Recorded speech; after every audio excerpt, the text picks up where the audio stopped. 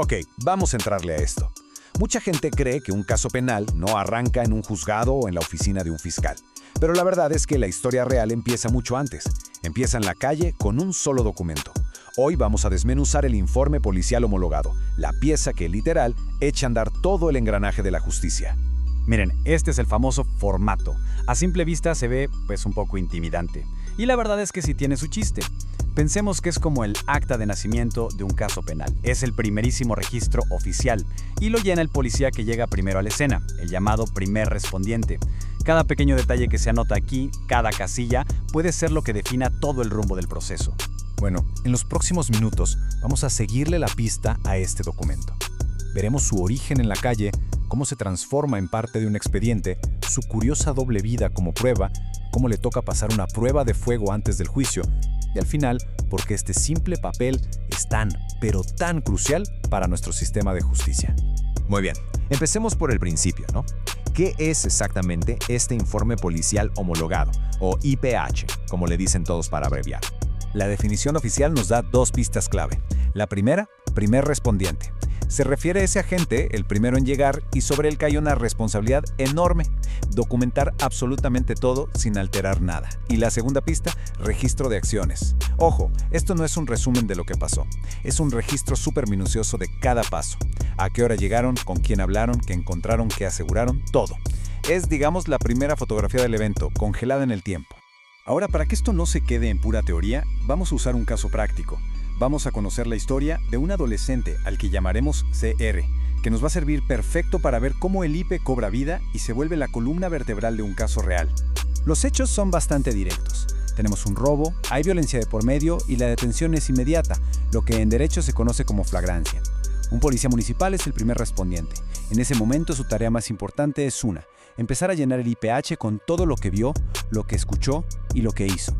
Ahora, esto es fascinante. Fíjense cómo el Ministerio Público toma los hechos crudos del IPH y los traduce a este lenguaje legal tan técnico. El fiscal no estuvo ahí, claro, pero usa la narración del policía para armar esta clasificación jurídica. De ahí saca que fue un robo con violencia, que se consumó en el momento, que CR fue el autor material y, súper importante, que lo hizo con toda la intención. El IPH es, pues, el puente entre el caos de la calle y el orden de la ley. Y aquí lo vemos perfectamente. Esta sección del informe, la narración de la actuación, es donde la magia, o bueno, la técnica, sucede. Aquí el oficial escribe la historia con su puño y letra. Describe el golpe, el momento en que le quitan la mochila, la persecución. Cada palabra que pone aquí es la materia prima con la que el fiscal va a construir toda su acusación. Si esta narración es débil o confusa, el caso se tambalea desde el inicio. Ahora vamos a ver algo bien interesante. Este informe no es un documento estático. Conforme avanza el proceso, evoluciona, adquiere un doble valor y se convierte en algo mucho más poderoso que un simple reporte. Aquí está el meollo del asunto. Al principio, en las primeras etapas, el IPH funciona como un dato de prueba. Es como si el fiscal le dijera al juez: mira, tengo este informe que sugiere que es muy probable que CR cometió el delito. Es una simple referencia. Pero para llegar a un juicio oral, eso no es suficiente, ni de cerca. Ahí el IPH tiene que dar un salto y convertirse en un medio de prueba. ¿Y cómo pasa eso? Pues justo así, el papel, por sí solo, no dice nada en un juicio. La persona que lo redactó, el oficial, tiene que presentarse, sentarse en el estrado como testigo y responder a las preguntas de la fiscalía y de la defensa. En ese momento, el IPH se convierte en su apoyo de memoria, en una herramienta para que su testimonio sea consistente con lo que reportó al principio. El valor del informe en el juicio depende enteramente del testimonio de la persona que lo llenó. Pero, antes de llegar a ese juicio, tanto el IPH como el resto de las pruebas tienen que pasar por un filtro muy estricto, la etapa intermedia. Pensemos en ella como el control de calidad del proceso penal. Aquí se decide qué evidencia es lo suficientemente sólida y legal para presentarse en un juicio. Esta etapa se divide en dos. Primero, una fase escrita, donde todos ponen sus cartas sobre la mesa. La fiscalía presenta su acusación formal y comparte todas sus pruebas, incluyendo el IPH.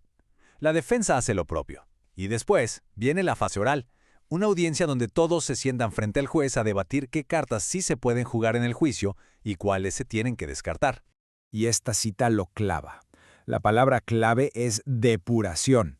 Se trata de limpiar el caso, de quitar lo que no sirve. El sistema busca que a juicio solo lleguen los hechos que de verdad están en pleito y las pruebas que se obtuvieron legalmente y que son además relevantes. Es en este momento cuando el IPH se vuelve, otra vez, protagonista. La defensa lo va a analizar con lupa. ¿Qué tal que el informe revela que a CR lo interrogaron sin que estuviera presente su abogado? ¡Pum! Esa prueba se puede excluir. ¿O qué pasa si la fiscalía quiere llamar a 3 policías a que repitan como pericos lo mismo que ya dice el informe? La defensa puede alegar que es una prueba sobreabundante e innecesaria. Así, el IPH, que nació para acusar, se convierte también en una herramienta de defensa. Y esto es clave. El proceso no se enfoca nada más en el acusado. El sistema, y esto debe quedar registrado también en los anexos del IPH, tiene que garantizar que tanto a la persona detenida como a la víctima se les hayan leído y explicado sus derechos.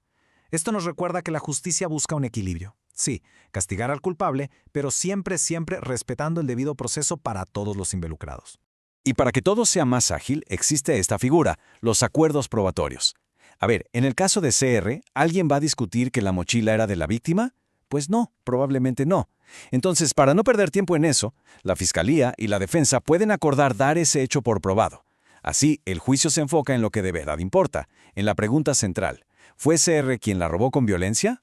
Ya que hicimos todo este recorrido, llegamos a la gran pregunta. Más allá de ser un trámite burocrático, ¿por qué es tan importante este informe? Es que el IPH es un todo en uno. Es el cimiento sobre el cual el fiscal levanta todo el edificio de su acusación. Es una garantía de que la detención se hizo conforme a la ley. Es la herramienta que le permite al juez vigilar que la policía hizo bien su trabajo. Y por si fuera poco, es un instrumento de transparencia que nos permite a todos saber qué hizo la autoridad en los primeros momentos, los más críticos, de un caso. Así que la próxima vez que se hable de un caso penal, recordemos que muy probablemente todo empezó con un policía en la calle llenando uno de estos formatos. Y esto nos deja con una reflexión final. Si cada palabra, cada hora y cada detalle anotado en este informe tienen el poder de cambiar la vida de una persona, entonces la búsqueda de una justicia más justa, más equitativa para todos, empieza sin lugar a dudas con el correcto llenado de este documento.